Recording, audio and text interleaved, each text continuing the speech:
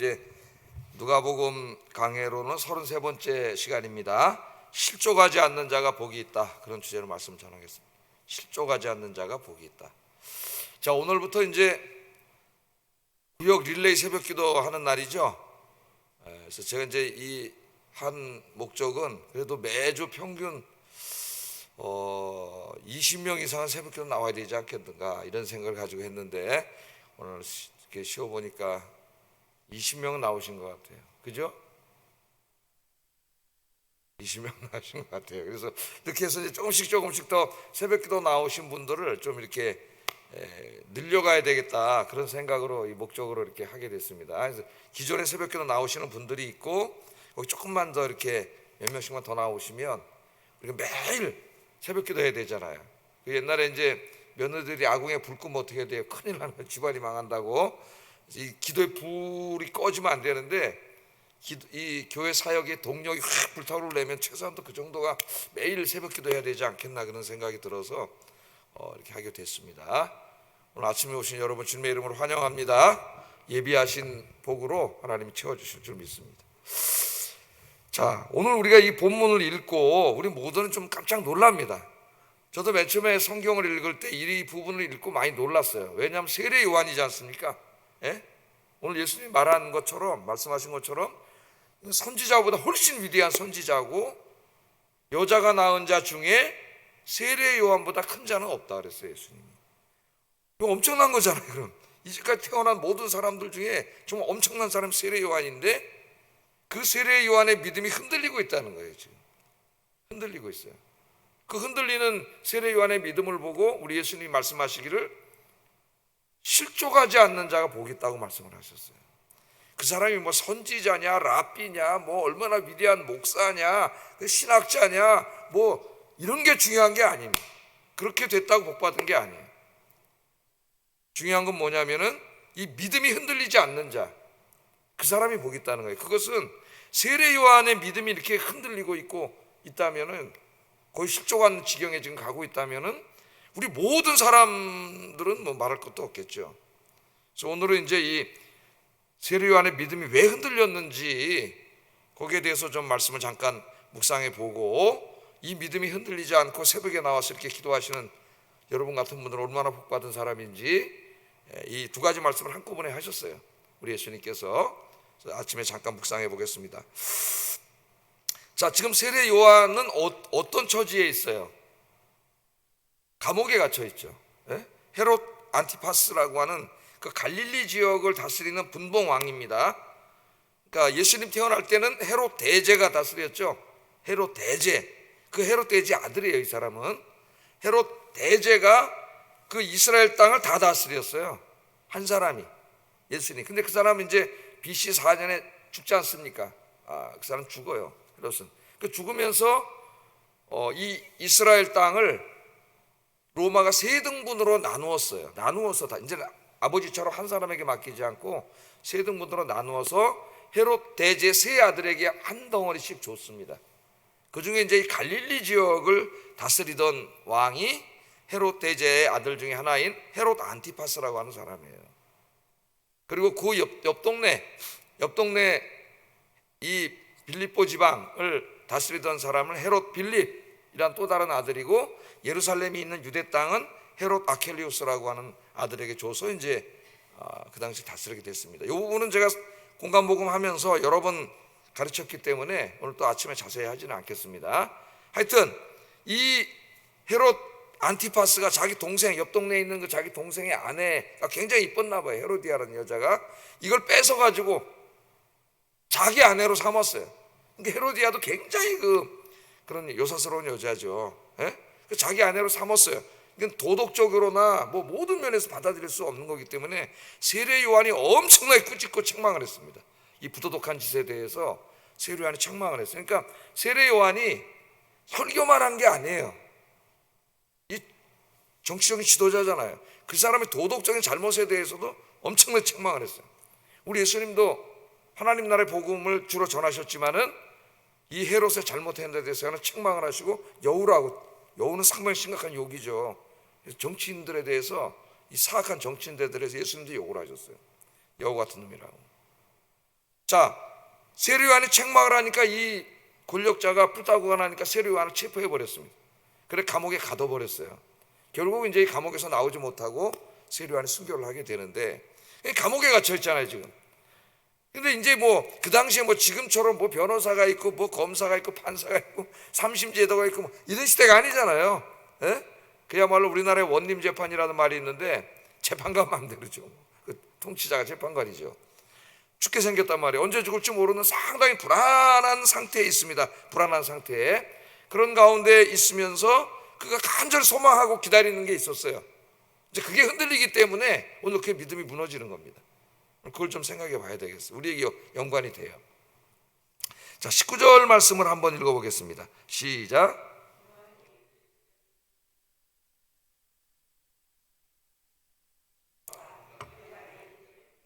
예. 자, 요한이 감옥에 있는데 제자들이 와서 요한에게 세상 돌아가는 이야기를 전해줍니다. 18절에 보면은, 그죠? 와서 뭘 얘기해 줬어요? 선생님이 메시아라고 우리에게 가르쳐준 그분, 그 예수님이 지금 이런 일들을 하고 있습니다. 우리 앞에 뭐 배웠어요? 막 백부장의 종, 병 걸려서 다 죽어가는 종도 살려 고쳐주시고, 나인성 과부의 죽은 아들도 살려주시고, 죽은 자를 살리시고, 막 이 놀라운 일들을 막 하고 계시잖아요 예수님. 예? 막 이런 놀라운 일들을 하고 있습니다. 그렇게 18절에 보면은 감옥에 있는 세례 요한에게 와서 그 얘기를 해줍니다. 그러니까 아마 세례 요한이 물어봤는지 몰라요. 그 예수님이 지금 뭐 하고 있는지 한번 가서 알아봐라. 그 얘기를 해주는데 은혜를 받은 게 아니라 믿음이 흔들렸어요. 그 얘기를 듣고. 19절에 제자들 중 둘을 불러서 뭐라고 해가지고 뭐라 하냐면, 오실 그이가 당신입니까? 아니면 우리가 다른 사람을 또 더 기다려야 됩니까? 그 말이죠. 여기 오실 그이는 누구를 말하는 거예요? 구약 성경이 약속하고 있는 메시아죠. 메시아, 구원자입니다. 하나님의 아들. 자, 세례 요한은 어떤 사람이 이제까지 제자들에게 예수님 지나갈 때 보라 세상 죄를 지고 가는 하나님의 어린 양이라고 가르쳐줬던 사람이에요, 이 세례 요한이. 그런데 그 예수님이 와서 막 죽은 자도 살리고 병자도 고치고 그럼 더 은혜를 받아야 되는데 그 소리를 듣고 실족을 하고 있어요. 그 소리를 듣자마자 뭐라 하냐면은, 오실 구약 성경에 예언했던 그 메시아가, 예언한 메시아가 당신입니까? 정말 맞습니까? 당신이 아니라면 우리가 더 기다려야 되는 겁니까? 그러니까 그 믿음이 지금 송두리째 흔들리고 있어요. 깜짝 놀라는 거죠. 우리가 깜짝 놀라게. 자, 왜 지금 그 소리를 듣고, 무슨 다른 소식도 아니잖아요. 병자를 고치고 막 죽은 자를 살린다고 하는 얘기를 듣고 이 사람의 믿음이 흔들리고 있느냐 하는 것을 우리가 좀 생각해 봐야 되는데, 자, 세례 요한의 믿음이 어떤 믿음이었느냐? 이 누가복음 3장 17절 앞으로 좀 돌아가 보면은 세례 요한이 예수님을 어떻게 생각하고 있었는지에 대한 게 나와요. 한번 읽어보겠습니다. 시작.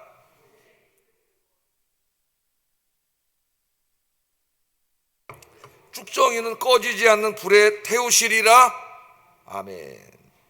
자, 예수님이 구약에 예언한 하나님의 아들 메시아 구원자라는 것을 세례 요한은 믿고 있었습니다. 제자들에게도 가르쳐줬어요. 나는 그의 신발끈을 맬 그 정도도 되지 못하는 사람, 나는 피조물이고 저분 하나님이다, 가르쳐줬는데 지금 흔들리고 있잖아요. 오실 그분이 정말 당신 맞습니까? 당신 메시아입니까? 오늘날 많은 사람들이 물어보는 건 똑같아요. 그 2000년 전에 십자가에서 죽은 그 예수가 정말 하나님의 아들 맞습니까? 구원자 맞습니까? 아니면 우리가 더 기다려야 됩니까? 지금도 기다리고 있는 사람들이 저 이스라엘 사람들이에요. 그들은 예수님 메시아라고 믿지 않아요. 아직도 기다리고 있잖아요. 메시아가 오기를. 지금도 기다리고 있어요. 지금도 유대교 사람들은 메시아가 오기를. 자, 그런데 왜 이렇게 흔들렸냐면 누가복음 3장 17절을 보면은 예수님이 오시면은 그가 메시아라고 믿고 있습니다. 그 예수님이 곧 어떤 일을 하실 거라고 생각을 했냐면은 손에 키를 들고 타작마당을 정하게 해서 알곡은 모아 곡간에 들이고 쭉정이는 꺼지지 않는 불에 태우실 거라고 생각을 했어요. 그러니까 이 말씀은 뭐예요? 그 하나님의 아들 메시아가 오시면 이 땅의 모든 사악한 자들, 죄악 세상을 심판하시고, 그죠? 불에 집어넣어야 되냐, 쭉정이는 지옥불에 던지시고 하나님의 의로운 백성들은 다 구원하시는 일을 하실 거라고 생각했어요. 자, 그 일을 하시려면 어떤 일이 벌어져야 돼요? 예수님이 저 헤롯 정권 다 심판하시고 로마 정권도 심판하시고, 그잖아요. 예? 하나님의 의로운 백성들을 구원하실 때 자기가 지금 감옥에 갇혀 있지만은 자기가 곧 그런 예수님의 메시아적 행동을 통해서 구원받을 거를 지금 기다리고 있습니다. 근데 그냥 기다리고 있는 게 아니에요. 어떤 상태에서 기다리고 있어요? 언제 죽을지 모르라 지금 그 최고 권력자를 비판했다가 감옥에 갔기 내일 죽을지도 모르고 하루하루가 불안한 상태예요. 그 예수님이 빨리 그 일을 하고 있나 안 하고 있나 지금 저 쭉정이들을 모아서 심판하실 이런 일을 하고 있나 궁금해서 제자를 보냈더니 제자들이 와서 하는 말이 그런 말은 하지 않고 매일 저 가난한 사람, 소외된 사람, 병든 사람 가서 고쳐주고 위로해주고 죽은 사람, 울은 사람 가서 살려주고 눈물 닦아주고 이런 일만 한다고 지금 제자들이 와서 하니까 이 세례 요한이 거기서 주저앉아 버린 겁니다. 저 로마 헤롯, 자기를 체포해서 죽이려고 하는 헤롯, 이 다 하나님 심판하시고 예수님이 자기를 곧 구원받아서 석방될 줄 알았는데 이런 일에 관심을 안 갖고 예수님이 계속 그런 일만 하신다는 소식을 듣고 축적해버린 거예요. 오실 이가 정말 당신입니까? 왜 정말 당신이 메시아라면 저 사악한 자들을 다 지금 심판하시고 나를 구원해 주셔야 되는데 왜 그런 일을 안 합니까? 구약 성경에 보면 그렇게 하신다 그랬는데 다니엘 7장에 보면은 인자 같은 메시아가 와가지고 사악한 자들을 다 부시고 하나님 나라 세운다 그랬는데 당신 정말 맞아요? 하나님의 아들 맞습니까? 이 극심한 고통 속에서 흔들리고 있는 거예요. 자, 세례 요한이 예수님을 이해한 것, 예수님이 가져오신 구원을 이해한 것이 맞아요, 안 맞아요? 여러분 맞아요, 안 맞아요? 틀린 건 있나요? 어떻게 돼요? 반쪽짜리 지식을 갖고 있는 거죠. 반쪽짜리. 그러니까 세례 요한은 구약 성경을 잘 알고 있는 사람으로서 하나님의 아들 메시아가 올 때에 2번에 걸쳐서 오신다는 것을 알지 못했어요. 2번에 걸쳐서. 선지서 이사야서나 다니엘서나 에스겔이나 이런 걸 읽어보면은 메시아가 온다는 얘기는 있는데 그 구약 성경만 가지고는 그 메시아가 2번에 걸쳐서 오신다는 걸 알기가 어려워요. 이게 분명하게 나타나지가 않아 거기. 그러니까 한번 메시아가 오면 그걸로 그냥 다 악한 자들은 심판하시고 의인들은 구원하셔서 여기 하나님 나라가 이루어질 거라고 그렇게 믿고 있었던 거예요. 그러니까 지금 뭘 구분하지 못한 거예요? 초림과 재림을 구분하지 못한 거예요. 지금 세례 요한이 기대하고 있는 건 언제 이루어질 일이에요? 그 일이 이루어집니다. 우리도 지금 그날은 아직 안 이루어졌어요. 쭉정이는 모아서 불에 집어넣고 알곡은 모아서 곡간에 드릴 날은 언제 하셔요? 다시 오실 때, 재림하실 때, 그때 이제 마지막 최후 심판이 이루어지고 최종 구원이 이루어지는 거죠. 이 땅에 하나님 나라가 이루어지고 종말에 이루어질 일이에요. 그런데 그것이 지금 예수님이 그건 종말에 이루어질 일이잖아요. 그런데 2000년 전에 예수님이 미리 오셨는데 우린 그걸 알고 있죠. 초림이라 그러는데 그때 그게 다 이루어질 거라고 생각하고 기다리고 있었어요. 세례 요한. 자, 여러분 한번 생각을 해보세요. 저 도표를 보면은 제가 간단히 그렸는데 2000년 전에 예수님 초림하셨죠. 그리고 재림은 언제 하실지 몰라요. 세례 요한이 지금 믿고 있는 것은 재림하실 때 이루어질 일이에요. 근데 이 초림에 대해서 몰랐어요. 자, 만약에 그때 예수님이 오셔가지고 세례 요한이 기대한 대로 악인은 다 그냥 심판하시고 의인은 구원하신다고 한다면은 구원받을 사람은 한 사람도 없습니다. 자기를 포함해서. 자기도 못 받아요, 구원은. 왜 그럴까요? 아담과 하와가 타락한 이후에 우리 모든 인간은 죄를 져서 의인은 없나니 한 사람도 없다 그랬어요. 우리 인간은 구원받을 수 없어요. 근데 하나님 구원하기를 원하세요. 그래서 메시아를 보내서 구원해 주신다고 약속을 하셨어요. 그런데 그 메시아가 와서 해야 될 중요한 일은 뭐냐면은 먼저 구원받을 수 없는 이 죄인들의 죄의 문제를 해결해 줘야 되는 거예요. 이 죄를 용서받아야 그 다음에 이 최종 심판이 이루어질 때에 하나님의 의인이 되어서 구원을 받게 되고 하나님 나라의 축복을 누리게 되는 거예요. 그래서 2000년 전에 예수님이 미리 오신 거예요.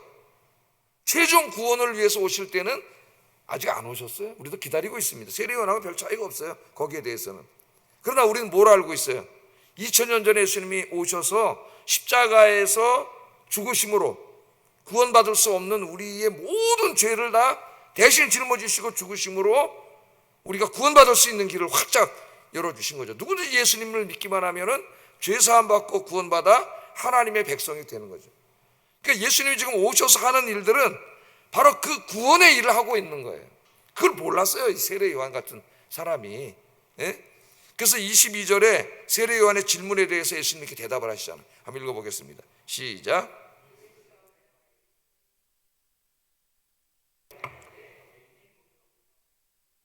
나병 환자가 깨끗함을 받으며 기먹은 사람이 들으며 죽은 자가 살아나며 가난한 자에게 복음이 전파된다 하라. 여기 있는 말씀들은 어떤 한 구절을 인용한 게 아니라 이사야서에 있는 메시아가 해야 될 많은 말씀들을 묶어놓은 거예요. 묶어서 인용을 한 겁니다. 이 말씀을 하신 이유가 뭐예요? 내가 바로 구약 성경이 예언하고 있는 메시아가 맞다, 그렇게 말씀하시는 거예요. 이 말씀이 이루어졌다면 메시아가 왔다고 사람들이 생각을 할 거라고요. 메시아가 맞다, 이러는 메시아가 맞다. 세례 요한에게 그렇게 가르쳐주면서 나로 인하여 실족하지 않는 자가 복이 있다. 실족하지 않는 자. 네가 아무리 위대한 선지자를 할지라도 실족하는 자는 복이 없는 거예요. 이 믿음을 끝까지 지키고 믿음으로 승리하는 자가 복이 있다는 겁니다. 우리 예수님이 그렇게 말씀을 하셨어요. 여러분의 믿음을 흔들려 본 적이 없나요? 예? 지금도 이 문제 때문에 많은 사람들의 믿음이 흔들리고 신앙을 떠난 사람들이 많습니다. 이 고난의 문제 때문에, 특별히 저 남미나 이런데 막 군사 독재가 들어오고 타락한 정권이 들어와서 막 이 백성들을 억압하고 불의를 행하고 막 이러면서 많은 젊은이들이 정말 하나님이 살아계신가? 하나님이 살아계시다면은 왜 이 땅에 저런 악인들이, 악한 자들이 저렇게 막 마음대로 죄를 짓고 난동을 부리도록 하나님께서 심판하지 않고 저렇게 내버려 두는 거예요. 제가 청년 때는 맨 이런 문제였어요. 우리나라 상황과 연결돼 가지고. 그래서 이 보수교회에 있던 많은 청년들이 교회를 떠나가지고 좌파 마르크스주의자로 돌아간 사람들이 굉장히 많아요. 하나님이 없다, 하나님이 있다면 이 땅에 이런 불의한 자들이 이렇게 막 마음대로 활동하도록 내버려 둘 리가 없다. 하나님이 정말 계시다면은 이 땅에 이렇게 고난과 고통이 이렇게 내버려 두실 리가 없다. 개인적으로 적용하면 자기 인생에 닥쳐온 수많은 고통 속에서 정말 하나님이 계신가 고민하다가 신앙을 떠난 사람들도 많습니다. 오늘 우리가 중요한 것을 우리가 깨달아야 되죠. 왜 이렇게 악인들, 이 세상의 악인들, 저 푸틴 같은 놈들이 저렇게 못된 짓을 하고 있는데 하나님께서 그대로 다 내버려 두시는가? 우리 예수님께서 뭐라 그랬어요? 예수님 때도 그런 사람들이 있었어요. 세례 요한 이후에도 그때 베드로후서 3장 9절을 베드로를 통해서 하나님이 이렇게 말씀하십니다. 한번 읽어보겠습니다. 시작. 오직 주께서는 너희를 대하여 오래 참으사 아무도 멸망하지 아니하고 다 회개하기에 이르기를 원하시느니라. 하나님이 기다리시는 거죠. 왜? 저 사악한 자들까지도 구원해 주시려고, 불쌍히 여기시고 구원해 주시려고, 택하신 자들을 다 구원하시려고 하나님이 오래오래 참아주시는 거예요. 지금 참아주시는 거예요. 이 말씀을 자기에게 적용해 보면 분명히 알아요. 나를 대하여 하나님 오래 참아주지 않았다면 내가 어떻게 구원을 받았겠습니까? 목사가 돼서도 죄를 짓고 이렇게 죄를 짓고 살아가는데 하나님이 오래 참으사 멸망하지 아니하고 다 회개하게 이르기를 원하시느니라. 이게 하나님의 뜻이에요. 지금도 마찬가지죠. 여러분, 저는 어렸을 때 초등학교 다닐 때 이제 저 산동네 이렇게 사는데, 그러다 보니까 이제 교회에서 막 어떤 허름한 집을 하나 헐어가지고 침례교회였어요. 이렇게 부흥회를 하고 그러는데 동네 사람들이 참 많이 금방금방 모이는데 그 동네에 하여튼 서 권사님이라고 계셨어요. 지금 뭐 다 돌아가셨겠지만은 이분이 기도를 많이 하시는 분인데 얼마나 그 기도 영성 때 동네를 돕니다. 전도로 산동네를 쫙 돌면은 그다음 몇십 명을 데리고 와요. 교회를. 놀라워요.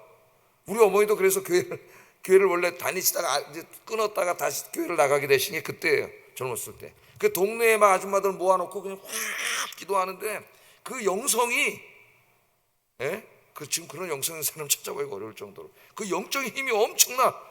교회가 금방 꽉 찼어요. 금방 한 100명 됐을 거야 아마 그 산동네에.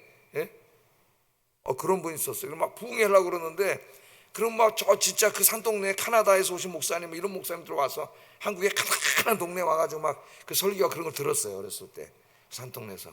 근데 이분들이 하도 가난한 동네에 와서 설교하다 보니까 무슨 설교 많이 기복적인 설교를 많이 하셨어요. 여러분 예수 믿고 3년만 예수 잘 믿으면은 여러분 다 부자 됩니다. 이렇게 설교를 많이 하더라고. 한편으로는 이해가 돼요. 너무 가난하게 사는 사람들이 다 모여 있으니까 예수 잘 믿으면 복 받아 3년만 있으면 다 부자 된다 그래가지고 저는 어렸을 때 그거를 이제 고지고대로 듣고 3년만 있으면 우리 집이 부자가 되는구나. 그래갖고 연수를 세면서 기다렸습니다.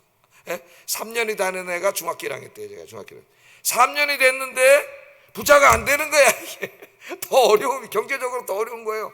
그래서 어려운 마음에 실족을 했어요. 그 하나님한테 사태질을 했습니다. 내가 하나님 정말 있습니까 당신이? 그래도 우리 엄마 아버지 우리 형제들 이렇게 열심히 교회 가서 예배 드리는데 부자가 돼야지. 그래서 실족할 뻔했어요. 그래도 하나님 사랑하셔가지고 이끌어 주셨는데, 그러니까 뭐 때문에 실족할 뻔한 거예요? 하나님의 말씀을 잘못한 거예요. 잘못. 지금 이 위대한 선지자였지만은 예수님에 대한 예수님과 구원과 하나님 나라에 대한 지식을 반밖에 모르는 거예요. 반밖에 모르는. 그래서 실족할 뻔한 거예요. 오늘 많은 사람들은 왜 저 이단에 가고 실족하고 믿음을 잃어버립니까? 때로는 하나님 고난을 주실 때에도 고난을 통해서 더 큰 영적인 유익을 주시기 위해서 고난을 주신다는 걸 그걸 모르기 때문에, 고난도 숨겨진 하나님의 축복이라는 말씀을 모르기 때문에 실족하는 거예요. 고난 속에서.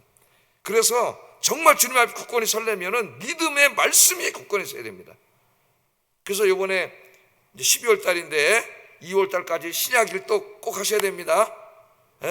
신약 일독 다음 주에 한번 성경 읽기표를 나눠드릴까 하는 생각인데, 신약 일독을 꼭 하시고 뭐 더 시간 많이 읽으신 분은 2독 3독도 할 수 있어요. 신약만 읽으면 한 2독 3독 하면은 놀라운 역사가 날 거예요. 말씀이 막 살아 움직이고 더 믿음이 생기고 확신이 생기고, 여러분의 믿음이 그렇게 되기를 주의 이름으로 축복합니다.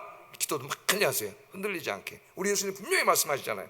실족하지 않는 자가 복 있는 거지, 그 사람이 무슨 선지자냐 뭐냐 목사냐 뭐 장로냐 소용없어요.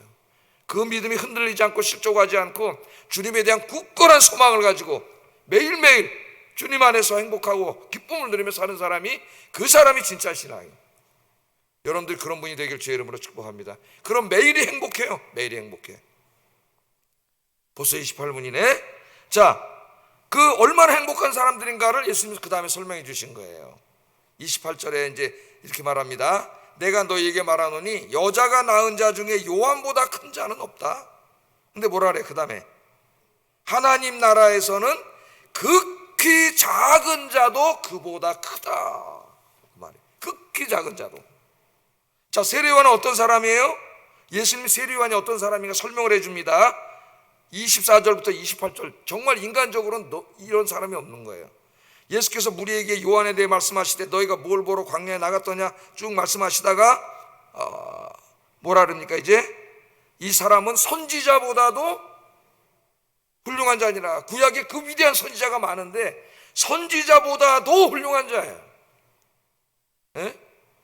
보라, 내가 내 사자를 내 앞에 보내노니 그가 내 앞에서 내 길을 준비하리라 한 것, 이 구약 성경에 예언한 이 위대한 선지자에 대한 예언이 바로 이 사람을 가리켜 말한 것이다. 여자가 낳은 자 중에 요한보다 큰 자는 이 세상에 없어요. 그럼 이 사람만큼 대단한 사람이 어딨겠습니까, 여러분? 근데 그 다음에 반전이 일어나요. 하나님 나라 안에 들어와 있는 사람은, 하나님 나라의 축복을 누리고 있는 사람은 거기서 가장 작은 자라도 세례요한보다 훨씬 큰 자다. 훨씬 큰 복을 받은 사람이다. 그렇게 말합니다. 자, 하나님 나라에서는, 그러니까 하나님 나라에 들어온 자는 이미 종말론적으로 해석할 수도 있습니다. 여기 하나님 나라를 마지막 때에 하나님 이루실 하나님 나라, 또는 현재적으로 해석할 수도 있어요. 하나님의 통치가 이미 임한 사람들, 바로 저와 여러분들이에요. 우리 구원받고 마귀는 쫓겨나가고 성령께서 여러분을 통치하고 계시잖아요. 찾아오셔서. 그래서 우리는 마지막 때에 구원받을 자로 이미 보증을 받은 자들, 하나님 나라 안에 있는 자들의, 하나님 나라에 우리는 이제 죽어서 종말에 하나님 나라 천국 백성이 됐지만은 여기 사는 동안도 하나님께서 어떻게 하세요? 성령을 보내주셔서 통치하고 계세요. 하나님 나라는 현재적인 의미를 가질 때는 영토가 아니라 다이나믹한 의미예요. 하나님의 통치예요. 통치하심. 여러분 혼자 아닙니다. 믿지 않는 사람은 마귀가 통치하지만 믿는 사람은 하나님의 통치를 해요. 그래서 하나님 성령님이 통치하시기 때문에 우리 마음속에 성령님 오셔서 뭘 주셔요? 기쁨과 평강을 주시죠. 하나님 나라의 기쁨이 충만한 사람들이에요. 그래서 하나님 나라의 이 축복 안에 있는 사람은 그 하나님 나라의 축복이 아직 이르지 못한 저 세례 요한보다 훨씬 큰 자라는 거예요. 훨씬 축복받은 자라는 거예요.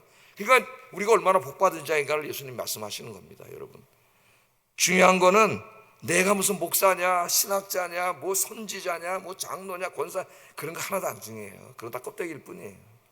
정말 중요한 게 뭐예요?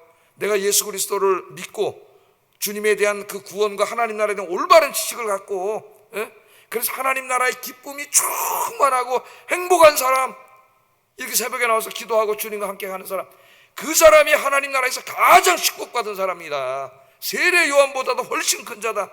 여자가 낳은 자 중에 세례 요한보다 큰 자가 없는데 이 축복을 누리면서 사는 너희들은 가장 복받은 사람이다. 우리 예수님이 이렇게 설명을 하고 있어요. 그래서 로마서 14장 17절에 한번 읽어보겠습니다. 시작. 먹는 것과 마시는 것이 아니요 성령 안에서 의와 평강과 희락. 성령님이 주시는 평강과 희락이 뭐예요? 기쁨이죠. 기쁨. 늘 기도하시면서 주님 안에 거하셔서 이 행복이 가득한 여러분 되길 주의 이름으로 축복합니다. 제가 어제도 말씀드렸죠. 그래서 기도하는 사람이 행복하다고. 행복감은 어디 유럽에 여행 간다고 몰려오는 게 아니에요. 그건 하루 지나면 다 없어지는 거예요. 영원한 그 행복감, 그게 평강과 기쁨인데 그건 하나님이 주시는 거예요.